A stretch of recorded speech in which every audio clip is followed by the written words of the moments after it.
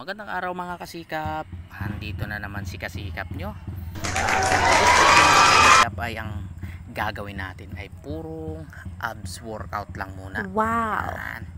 Yan yung ginagawa natin. Pero ito ay iilan lamang mga kasikap sa aking ginagawa kasi meron pa akong hindi nakuhaanan dito kasi nangungulit yung bata dyan sa likod ko na naman. Laging nang iistorbo sa ating ginagawa, ano? Lagi tayong iniistorbo. Yan. So, ang ginagawa natin dyan mga kasikap ay lahat ng mga yan ay karamihan dyan ay 20 reps. Yan. Tapos 3 ulit kong ginagawa yan mga kasikap.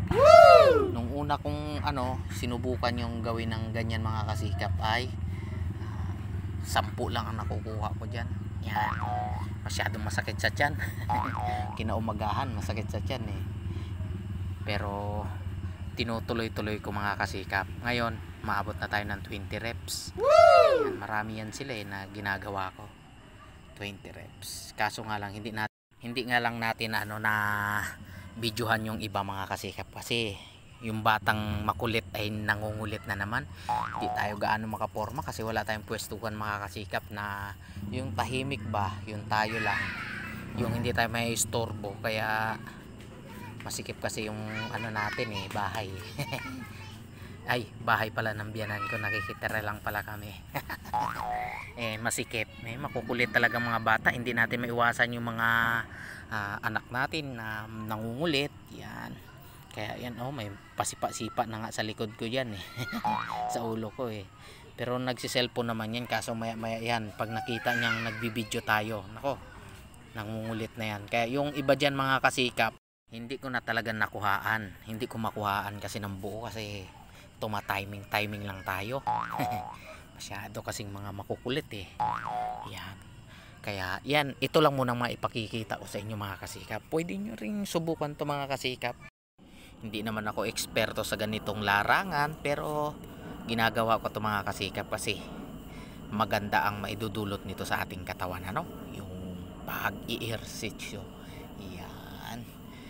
Pero malay natin mga kasikap at pumasok sa isip natin yung palakihin natin yung ating katawan, yung mga muscle. Iba din kasi yung exercise sa ganun mga kasikap Ito yung ganyan mga natin ginagawa natin ay pang lang to, tawag nito, pang tanggal lang ng mga kolesterol at toxic sa katawan. Yan.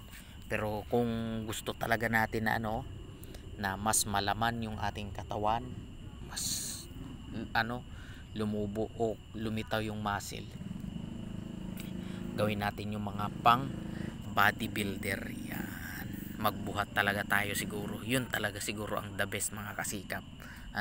Kasi hindi ko rin sure, hindi ko rin sigurado kasi hindi naman tayo eksperto sa ganung mga larangan. Pero sa tingin ko yun kasi, tapos nakadepende yun mga kasikap sa sa exercise. Alam ko yun yung hindi yung yung pabilisan kundi dahan-dahan para tumama talaga, di ba? Ganun yung sa bodybuilder. Ito naman yung sa atin ay mabilisan kasi hindi naman tayo hindi naman natin hinahangad yung pang bodybuilder Gusto nga natin lang medyo mag slim lang tayo kasi masyado nang makapal ang katawan natin.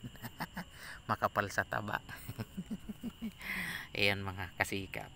So yan pang ilan na natin yan, hindi ko na mabilang So susunod mga kasikap, i-upload ko yung lahat ng ginagawa ko na abs workout kasi tuma-timing lang talaga tayo. Wala tayong magandang pwesto na walang makakaistorbo sa atin yan. Kaya tiyaga lang tayo mga kasikap. So yun lang muna mga kasikap, at maraming salamat sa patuloy na suporta. At ingat po kayong lagi mga kasikap.